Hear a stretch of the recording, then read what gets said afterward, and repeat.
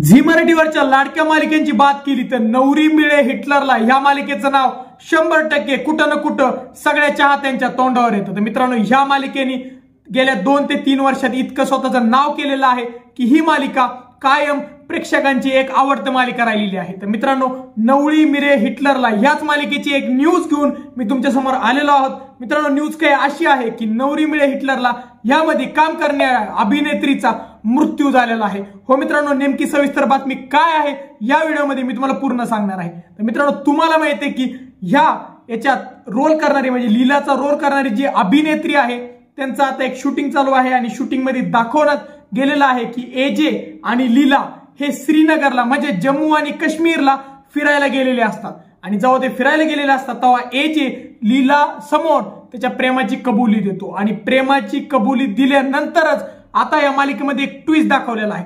जो मृत्यू झालेला आहे अभिनेत्रीचा, जे तिला गोळी लागताना दाखवलेली आहे ती ह्या सिरियलचा पार्ट आहे ना की खऱ्या लाईफचा। तर मित्रांनो, सध्याला एजे आणि लीला हे जेव्हा फिरायला गेलेले असतात तेव्हा लीलाला मागून कुणीतरी गोळी मारतं आणि ह्या मालिकेमध्ये त्यांचा सगळ्यात मोठा ट्विस्ट आलेला आहे की लीलाचा मृत्यू होताना आपल्याला नवरी मिळे हिटलरला या मालिकेमध्ये बघायला भेटणार आहे। आणि त्यानंतर मित्रांनो, एजे कसा लीलाला शोधतो, कसा तिच्या हत्यारांना मारतो आणि पुढे काय होतं हे पाहणं नेमकी रंजक राहणार आहे। तर मित्रांनो, तुम्हाला काय वाटतं की हा जो ट्विस्ट नवरी मिळे हिटलरला या मालिकेमध्ये दाखवलेला आहे ते बरोबर होतं का चुकीचं होतं, की लीलाचा आता या मालिकेतून एक्झिट दाखवतील? तुम्हाला काय वाटतं आम्हाला कमेंट सेक्शन मध्ये सांगा।